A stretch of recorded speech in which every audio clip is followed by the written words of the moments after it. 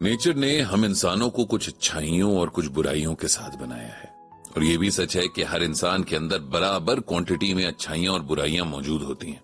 यहाँ तक कि जब भगवान को अवतार लेने पड़े थे तब उनके अंदर भी ये दोनों गुण मौजूद थे। तो फिर जब नेचर ने सबको एक जैसा बनाया है, तब कोई अच्छा और कोई बुरा कैसे हो सकता है?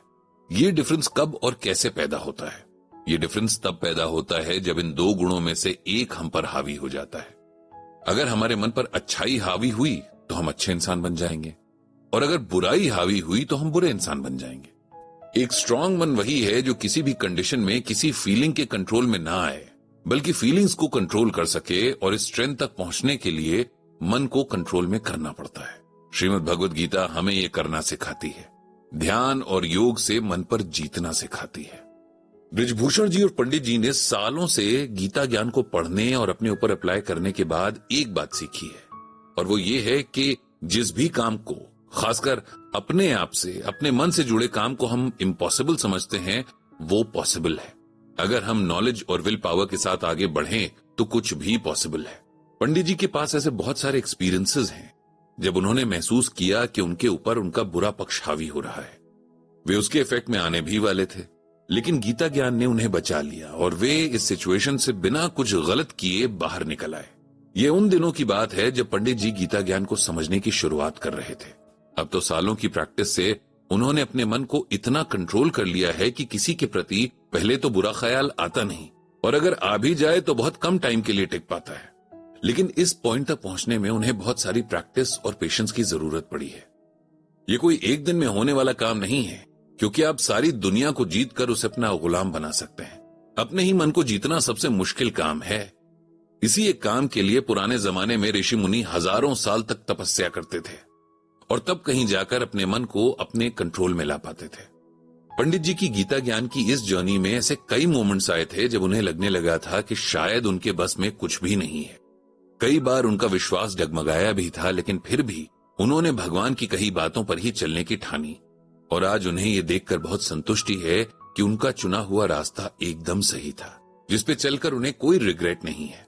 ऐसा ही एक मोमेंट पंडित जी को बहुत याद आता है, जब वे अपने मन में कहीं गहरी छुपी बैठी एक बुराई से बस हारने ही वाले थे, लेकिन गीता ज्ञान ने उन्हें बाल बाल बचा लिया था। बात तब की है जब पंडित जी मिडिल एज में थे।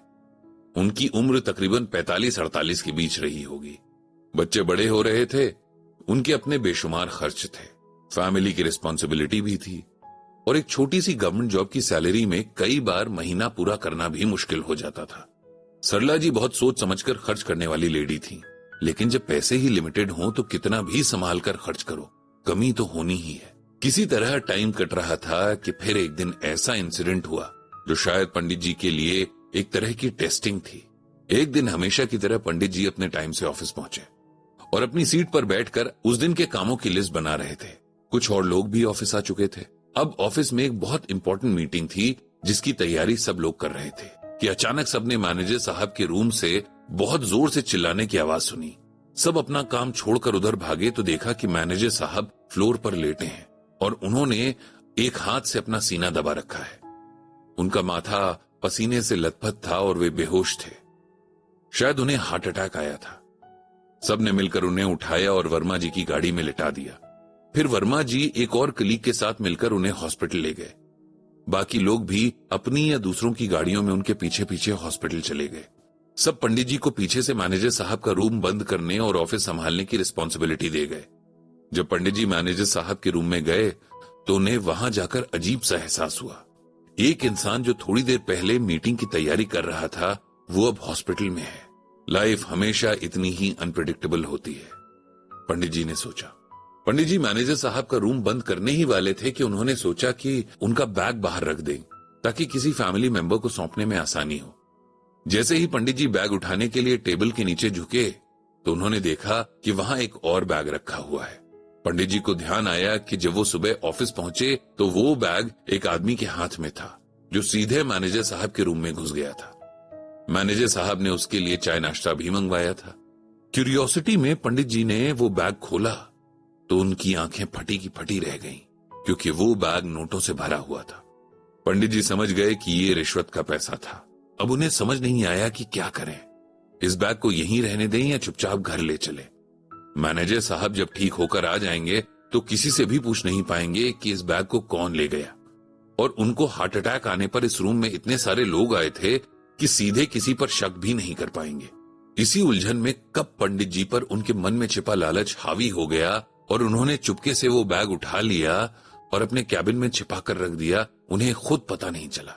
उन्हें मैनेजर साहब के कैबिन में आते जाते किसी ने नहीं देखा था, क्योंकि वहां सिर्फ एक पियून था और कुछ फीमेल कलीग्स जो अपने अपने काम में बिजी थे। अब पंडित जी का दिमाग दौड़ने लगा कि कुछ ऐसा करना पड़ेगा कि किसी को उन पर शक ना हो। उन्होंने सोचा कि अपनी कलीग शोभा जी को मैनेजर साहब के रूम की चाबी भी दे देंगे और उनसे कहेंगे कि सर का बैग बाहर ले आए। इस तरह जब सबके सामने शोभा जी बाहर आएंगी तो किसी को उन पर शक भी नहीं होगा। फिर पंडित जी पैसों के यूज के बारे में सोचने लगे। इतने पैसों में तो पूरी लाइफ अच्छे से कट जाएगी, बच्चे अच्छे से पढ़ लेंगे, हो सकता है कि घर भी बन जाए और जाने क्या क्या। जब मन में ख्याल आता कि ये तो गलत कमाई का पैसा है, तब उसे टोक देते कि उन्होंने थोड़े ना गलत तरीके से कमाया है, ये तो उन्हें पड़ा हुआ मिल गया बस। इस तरह जाने कितनी उधेड़ बुन से गुजरते हुए आखिरकार पंडित जी का मन लालच के आगे हारने ही वाला था कि उन्हें गीता में भगवान श्री कृष्ण की कही ये बात याद आ गई, अप्रकाशो अप्रवृत्तिश्च प्रमादो मोह एव च तमस्येतानि जायन्ते विवृद्धे कुरु नंदना। यहां भगवान श्री कृष्ण अर्जुन को तम गुण के बारे में बता रहे हैं।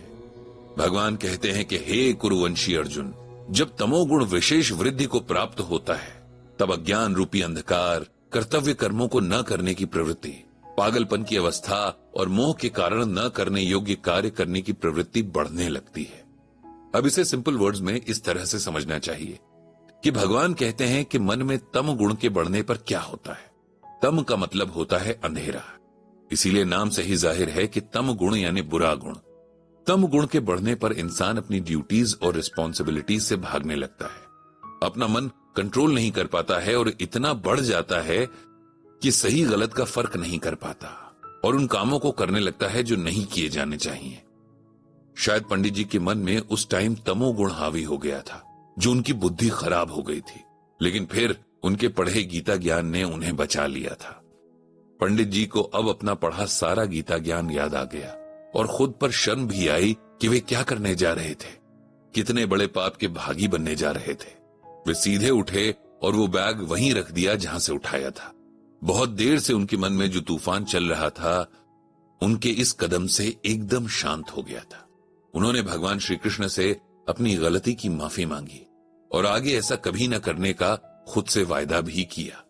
अब जब कभी पंडित जी को ये इंसिडेंट याद आता है तो उन्हें समझ आता है कि उस दिन अगर उनका गीता ज्ञान उन्हें ना बचाता तो उन्होंने खुद को और अपनी फैमिली को कितने बड़े पाप का भागीदार बना दिया था।